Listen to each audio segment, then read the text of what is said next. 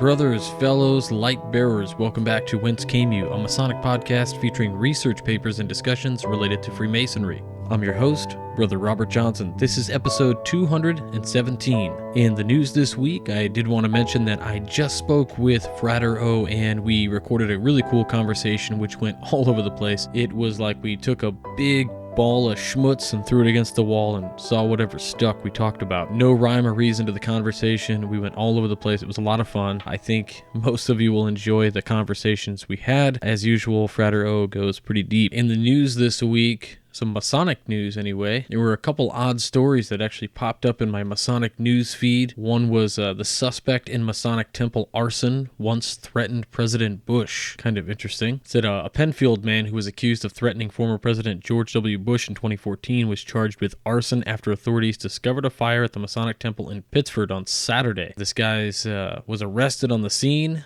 He opened a gas can and broke several bottles around the door of the building at 17 Church Street, and I guess he tried to set the place on fire, but they caught him, so awesome. And again, I guess he tried to threaten President Bush in the past. Probably a conspiracy theorist. I did want to mention again, we have a few tie bars left, a few sets of cufflinks, a few money clips left. The lapel pins aren't going anywhere. We've got a good supply of those, so you can pick those up whenever you'd like. I did want to again mention Brother Stephen L. Harrison, who is on this episode once more. He is bringing us our Masonic Minute segment this week, and I did want to take a moment to remind people to grab his book, Freemasons, Tales from the Craft, and also Freemasons at Oak Island.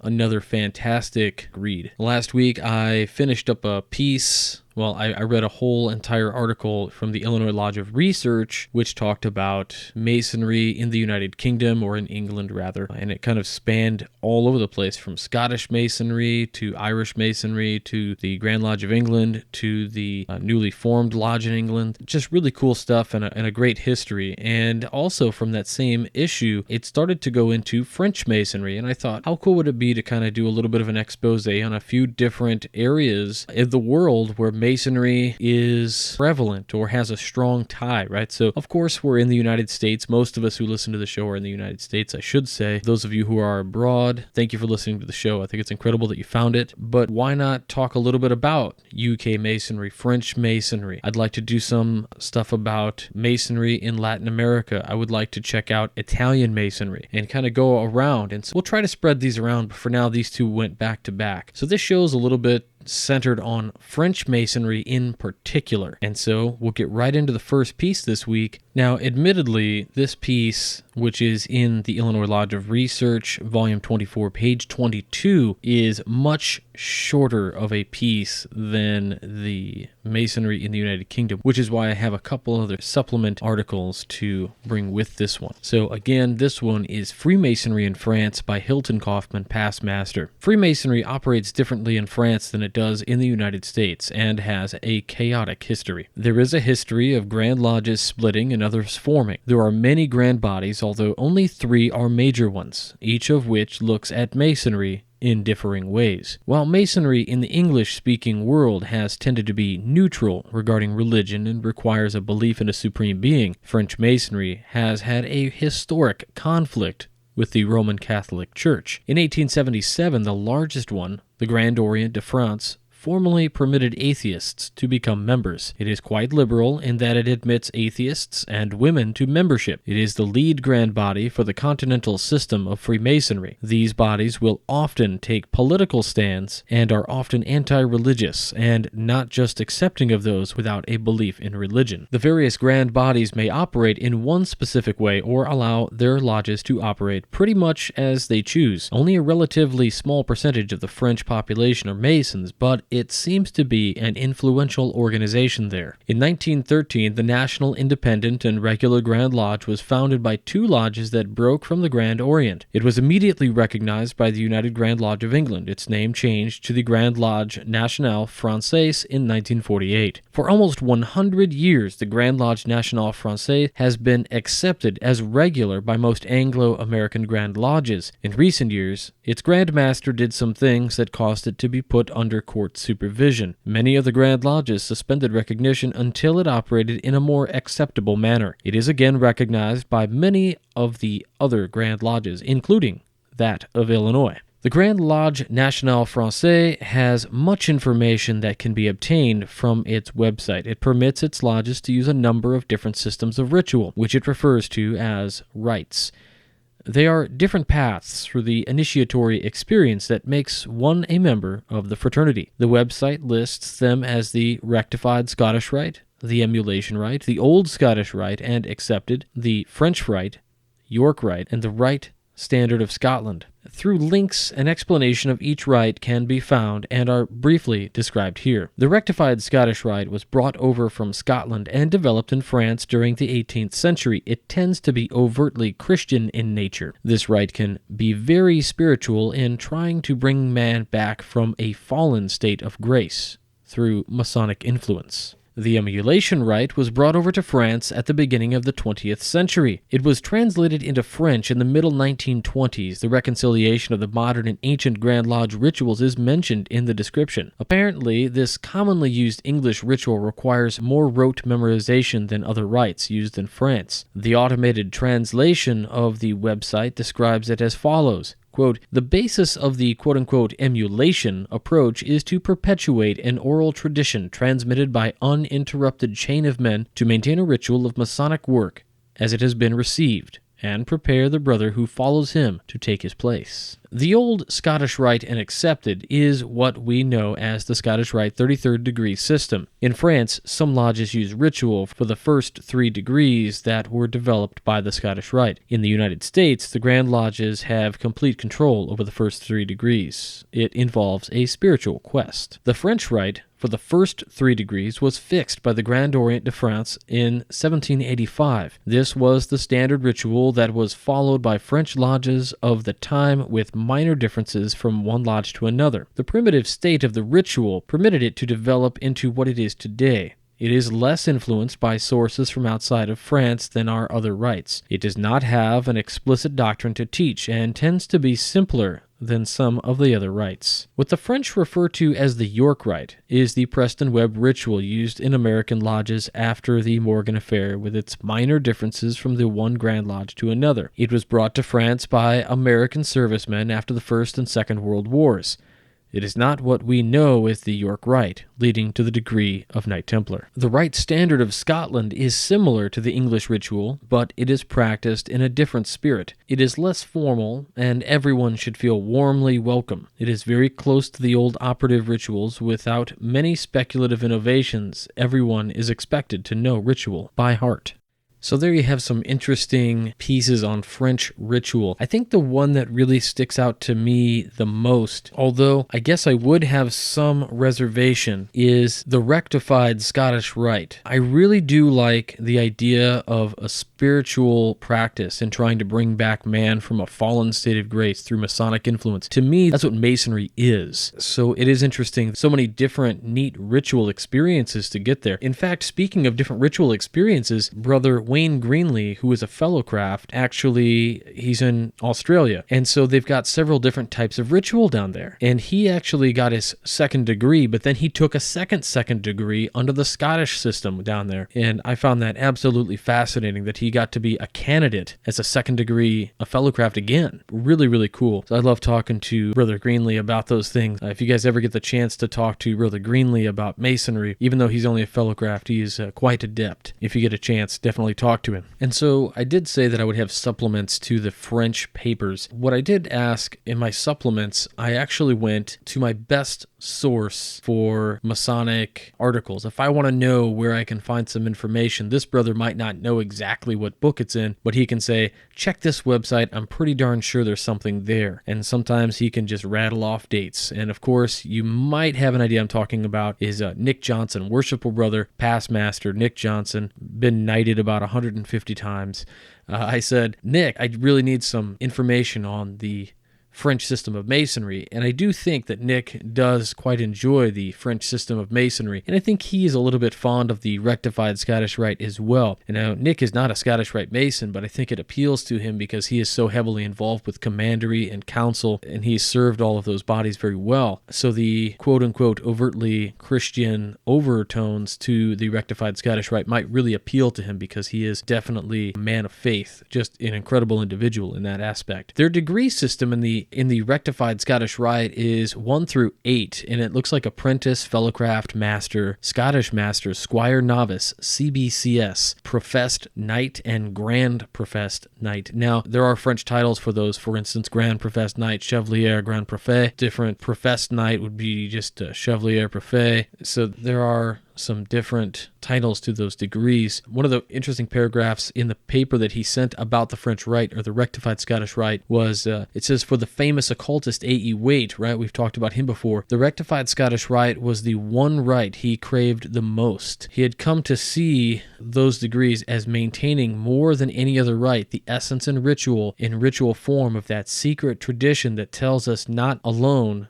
that the soul cometh from afar, and that the soul returns whence it came, but it delineates the path of ascent. It was, for him, truly the secret tradition in practice. So it says there are, at present, officially recognized bodies working the rectified rite in France, Switzerland, Belgium, Italy, Spain, and now in the United States. There is much interest in the rite being practiced elsewhere, which has been duly noted. Now, personally, if I had the option to join a rectified Scottish Rite, I definitely would do it. I love the idea of that hardcore esoteric nature to the degrees. So yeah, where do I sign up? I'm sure Nick can get me the petition if I ask him. So that's pretty cool. And another really interesting thing that both Nick and I came up with when I asked him and the search that I did, we both had the same link, which was very interesting. It is a link to an article, which I'll go ahead and read here, and it's from Bloomberg Business, and it says France, where Freemasons are still feared. And it's a pretty interesting article. It says, magazines and newspapers all have stories they run in one form or another, year in, year out. The details may differ, but the stories are largely the same everywhere, striking universal chords of sex, health, and money. A few of these perennials, however, don't travel. They drill deep into the one country's psyche while everyone else scratches their heads and says, huh? In France, the story that keeps coming back is about Freemasons. It's everywhere. Most big French magazines run at least one big Freemason cover a year. Books dissect the state within a state, to borrow from a recent title. Blogs abound. France has several of the Maronniers chestnuts, says Alain Bauer, former Grand Master of France's Grand Orient Lodge, and President Nicolas Sarkozy's Masonic liaison. There's real estate prices, and there's how to cure headaches, and then there's Freemasons. The ultimate French magazine story is a Freemason with a headache who's moving. We don't like these stories, but at the same time, we love them because they make us feel like we're still important. Huh? Yes. Freemasons, the old fraternal order known in the United States for the Masonic lodges that dot American cities, musty reminders of an era when Masonry stirred the American melting pot, or for the arcane Masonic symbol engraved on every dollar bill, or on a sillier note for the Shriners and their red fezzes. Again, the Shriners, a note here was that the Shriners were founded in the 1870s to add a little levity to regular Freemasonry.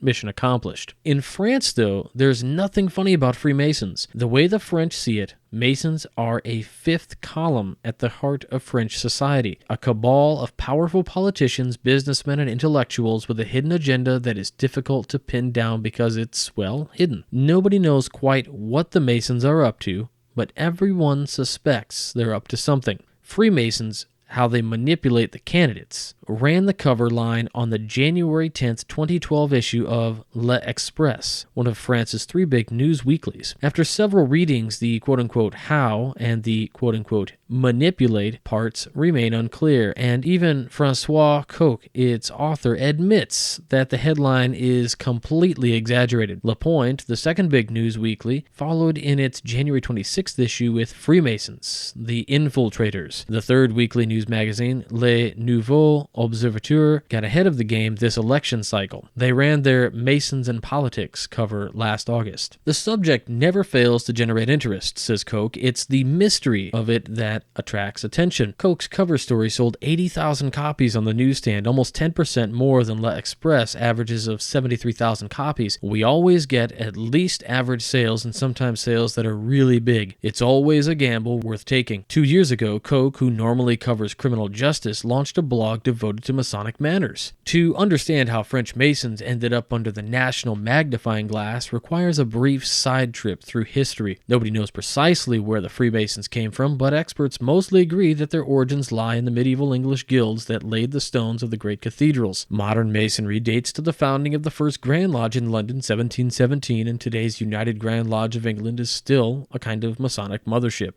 Those first English Masons laid down loose precepts that govern most Masonic practice. Masons meet regularly to improve themselves morally and spiritually, and to practice brotherly love and mutual assistance. They are enjoined to believe in a supreme being and to stay out of politics, and no women are allowed. Solidarity is reinforced by an elaborate web of shared mumbo-jumbo signs, symbols, secret handshakes, and code words that are either sexy, absurd, or sinister, depending on who's looking at them. Masonry fanned out from England just when the Enlightenment was making the world safe for such Mason-friendly values as anti-clericalism and scientific inquiry. The world's best and brightest joined in a stampede. Voltaire, John Locke, and Goethe all signed up. In the New World, Benjamin Franklin became America's favorite Mason. The early Masons made enemies on all sides. The church branded them anti-Christians. The established political order branded them revolutionaries. And a lot of other people just found them elitist and creepy. This might have been expected.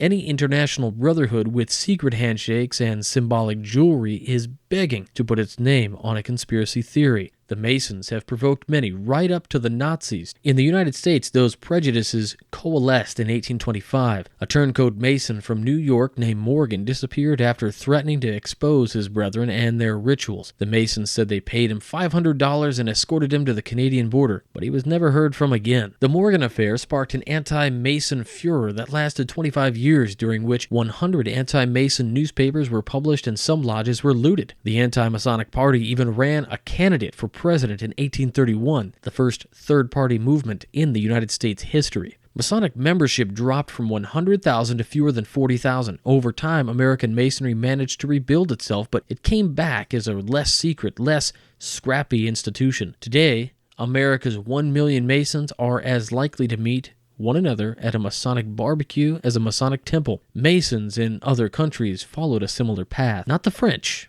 In many ways, French Masonry has struck out on its own, ignoring the basic precepts of its Anglo-Saxon brethren and positioning itself as a counterweight to the deeply conservative Catholic and monarchist stains of French society. Freemasonry has always had a political role in France, says Pierre Molière, director of archives at the Grand Orient de France, the country's largest and most important lodge. We would never tell people who to vote for, but we're a moral authority. From 1880 to 1905, the Grand Orient battled the Catholic Church for the soul of France and still considers the Third Republic its stepchild. The Republican Party took its support from the Freemasons. A third of its deputies were Masons, says Molière. All of the Third Republic's progressive legislation comes from here, he says, pointing around him at the Grand Orient's headquarters on the Rue Cadet. The current presidential candidates all knocked on our door this year for an English or an American Freemason. That's just horrible. Adding insult to injury, in 1880 the Grand Orient removed all references to divinity. Freemasons everywhere steer clear of organized religion, and they never talk about God. But they insist on a belief in what Masonic jargon calls the Grand Architect of the Universe, however each member may define it. Fooey, said the French. That's just religion through the back door. All this has helped make France's 160,000 Masons pariahs in the modern Masonic world. The United Grand Lodge of England doesn't recognize two of the three big French lodges, the Grand Orient and the Grand Lodge de France. It recently suspended recognition of the third big lodge, the Grand Lodge National Français, but mostly because internal bickering is tearing it apart from within. The French take the rather fluid attitude toward what we do, says John Hamill, director of special projects for the United Grand Lodge of England. Responds Pierre Miller of the Grand Orient. Do Protestants care if they're recognized by the Pope? we just turn the other cheek. Jean-Claude Zambelli is a French government employee who has lived in the United States for 30 years. He first joined an American Masonic lodge in San Francisco. In 1996, he helped refound the George Washington Union, a lodge patterned after and recognized by the Grand Orient. It is very French. God, no. Women members, yes. When we explain this to American Masons, they sometimes recoil physically, says Zambelli. It's just not the same Masonry. They do more charitable work, like the big Shriner hospitals in San Francisco. We do a lot more work on ourselves. We're not a social club. We're here to progress spiritually.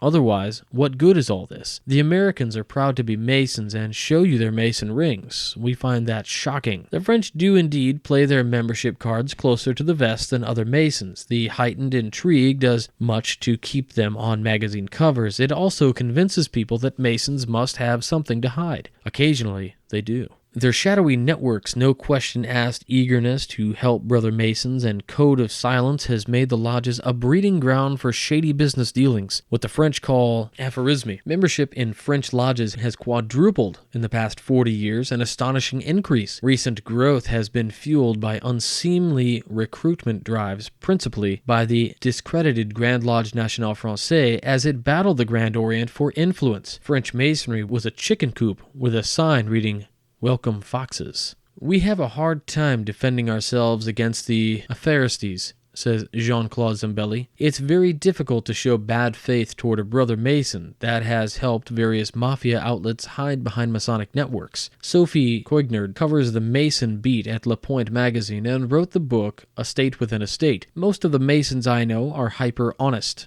says Coignard, but it's also fair to say that in most of the big financial political scandals of the past 20 years, you'll find Freemasons. Coignard ticks off the Elf Aquitaine African bribery scandal and the Paris housing project scandal in the 1990s, and now the Carlton affair, an ongoing investigation of a prostitution ring in Lille. They're mostly all Masons, says Coignard, of the Carlton's ringleaders. Dominique Strauss-Kahn, also embroiled in the Carlton affair, is not a Mason. The solution, says journalist and author Eric Giacometti, is for French Masons to come out of the closet. It would help them clean house, and it would take the fun out of trying to peek through the closet keyhole. Giacometti isn't a Mason, but his fictional creation, Detective Christian Marseille, is, and he's proud to say so. Marseille has appeared in several detective novels with combined sales of 1 million copies since 2005. That makes Giacometti and co-author Jacques Ravin the third best-selling mystery writer in France. We decided to go straight against everything you read in the media when we chose to make Marseille a Freemason, says Giacometti. That's the success of the series. Francois Coq of L'Express says we're just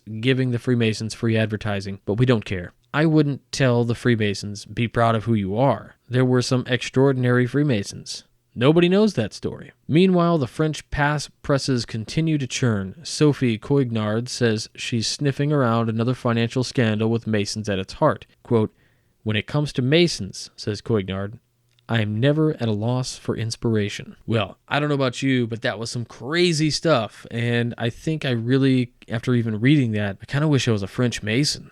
Man, that sounds amazing. But we make the best of what we have here, and we are in American Freemasonry is largely a social club, what it is today. As you will hear next week with my conversation with Frater O, we talk about primarily what's the push to bring us back to a spiritual society. Where does that come from? Why is it there? And why is it coming back now? Why did it go away in the past? So we touch on a lot of that stuff, and I think you guys will really enjoy the conversation, and we have some funny things to talk about as well. So I hope you guys check that out next week. This brings us to this week's Masonic Minute with Brother Stephen L. Harrison. So we'll go right into that right now.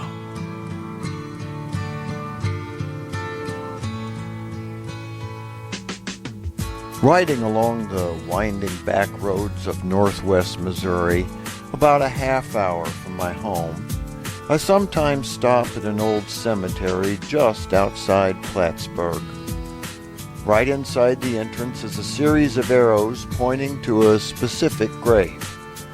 That grave has a compelling brass marker which proclaims the man buried there was President of the United States for one day, March 4th, 1849. After stopping at the cemetery, I sometimes roll into Plattsburgh, where the townsfolk have erected a towering statue to the man, also proclaiming his presidency. On occasion, I've even gone on up the road across the Missouri River and visited the world's smallest presidential library, which was built in his honor. The library is located in Atchison, Kansas, which was named after the man, David Rice Atchison.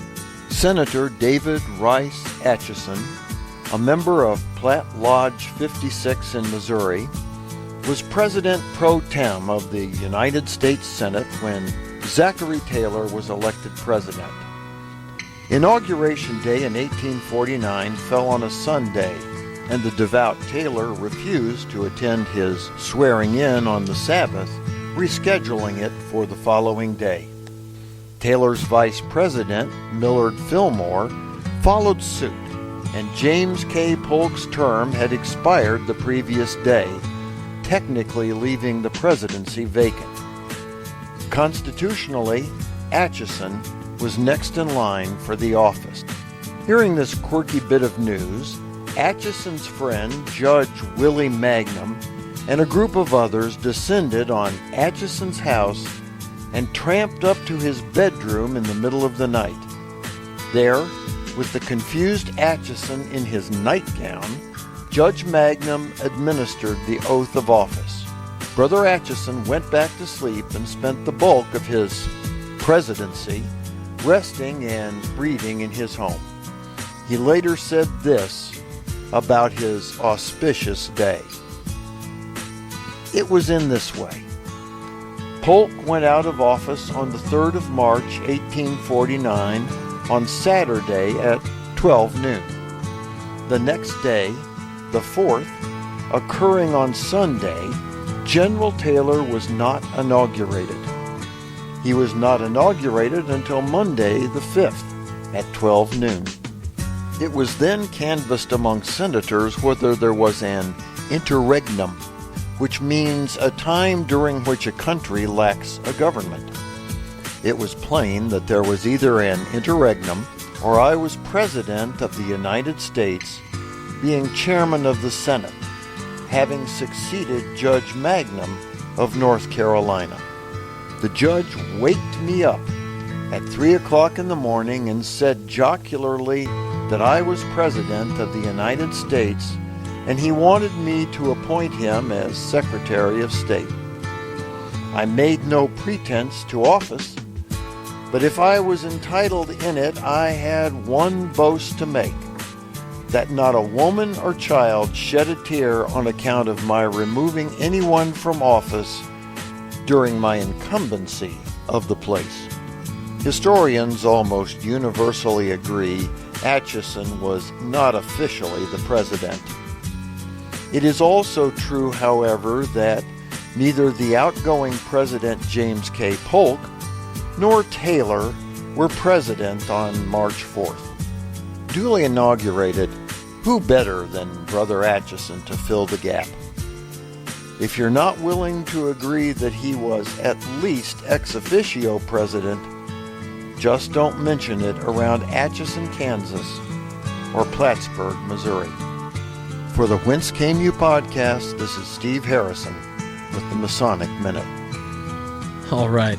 Another amazing piece with Brother Stephen L. Harrison. I should say illustrious Brother Stephen L. Harrison. We don't use the title that often, but he has definitely earned it. He has given a lot back to Freemasonry, and of course his books are wonderful. So thank you so much for the segment, Brother Steve. We always appreciate it. Please go check out his books, Freemasons, Tales from the Craft, and Freemasons at Oak Island. Both are phenomenal reads. I know you will enjoy them. They're available on Amazon.com, and if you click on the bookstore on WCYpodcast.com, it will take you to a page of a bunch of books written by authors who have been on the show, and you can click on those books and it'll take you right to that book on Amazon or the author's direct page where you can purchase those books. So we will now go into this week's famous Freemason, William Wallace Atterbury. Born January 31st, 1866, and he passed away September 20th, 1935. He was 10th president of the Pennsylvania Railroad. American brigadier general during World War I and built the American Army railroads in France during the war. Raised in Colonial Lodge number 631, Philadelphia, Pennsylvania in 1895. He was instrumental in reorganizing railroad traffic during the war for more efficient transportation of troops and supplies for American expeditionary forces. After the war, he became the 10th president of the Pennsylvania Railroad from 1925 to 1935. He was a leader in pushing to electrify portions of the railroad. Atterbury was born in Albany, Indiana, and he attended Yale University, class of 1886, where he was a member of the Chi Phi fraternity. He was a Pennsylvania delegate to the 1920 Republican National Convention. He started as an apprentice in the Pennsylvania railroad shops at Altoona for 5 cents an hour. In 1925, he succeeded Samuel Ray as president of the PRR, which was the railroad, a position he held until he retired in 1935. Atterbury was also active in Republican state politics. In 1928, he was elected the state's Republican National Committeeman, though he resigned from the post 2 years later in opposition to Gifford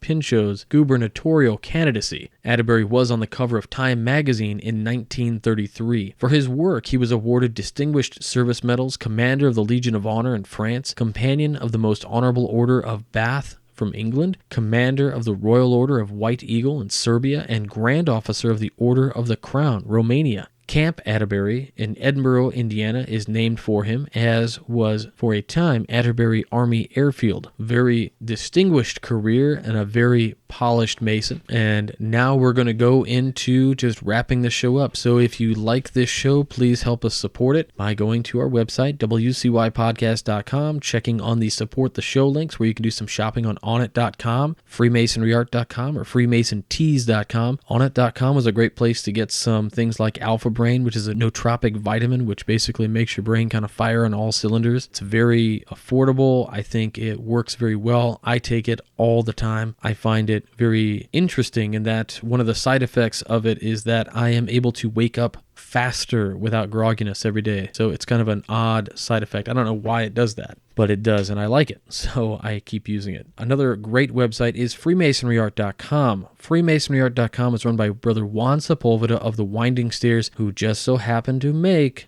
my past master's apron. So if it's that time for you, consider going to Brother Juan Sepulveda at freemasonryart.com and having him put together an amazing piece of art that you can wear proudly in your lodge as a past master, or maybe you're a brand new master mason, or you just want a traveling apron. Definitely check that out. FreemasonTees.com, of course, some of the most original ideas in Masonic t-shirts you can check out right there. If you go to any of those websites, click through the links on our website, use the promo code WCY, and you'll get 10% off, and a little bit of the purchase goes right back to us to help keep the lights on. And again, nothing gets marked up because we have the coupon. It's all the same rate, so you might as well use the coupon. You're helping us, and you help yourself save some cash. We do have button pins for sale. We have our lapel pins, our tie bars. We've got a few sets of cufflinks and a few money clips left. And of course, there is also the PayPal direct donation. So whether you donate $5, $2, whatever it is, 50 cents, every little bit helps keep the lights on this show. And we are trying to meet our fundraising goals. So if you can help us meet those goals over the next year or so, that's what we're trying to do with our pin sales. And what I should mention about the pin is that nowhere on the pin does it say a podcast or a show. It says WCY, and then it says Whence Came You, and that's just Masonic. There's nothing else. My name isn't on it or anything. It's a very nice pin. We went a little bit above the budget for the pin to make sure that it was a higher quality than a lot of the pins that are out there. It has a nice E-clasp on the back instead of a regular butterfly pin back, so it's a locking pin back on there. It's made of brass, and it has layered gold on it. Colors are outstanding, and that's thanks to Jason Richards of the Masonic Roundtable and the 2-Foot Ruler, and also Brother Juan Sepulveda. The two of those guys just got together and they put together a pin for me, and it worked out just so well, and I can't thank them enough. So please check that out. If you like the pin, let me know. Share pictures of it on our Facebook page or on Twitter. Tag us in them. Use hashtag WCYPin. We'll find it. Be sure to let the guys over at the Masonic Roundtable know that you appreciate Jason Richards and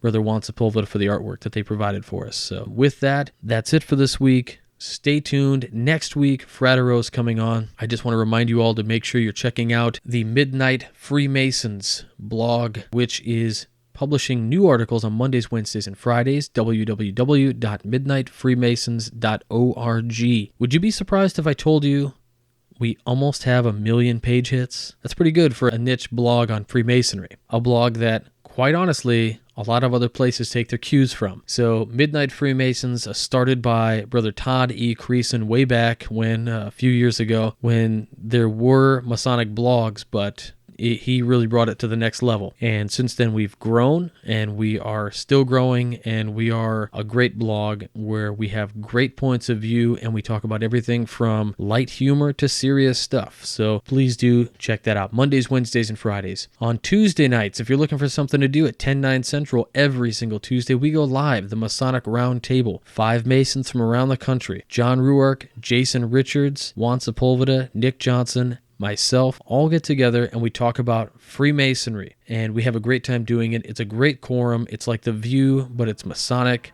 I've said it before, I'll say it again. So please check those out. They're on YouTube and on Google Plus under Google Hangouts, and all of the back episodes are available on YouTube to watch video, or if you would like, the podcast is also there on iTunes, Masonic Roundtable. I'm starting to get all the parts in for the second part of Masonic Radio Theater's Lodge of Gold, so we're going to start putting that together very soon as well, hopefully faster than last time. And that's it. So until next week, stay on the level.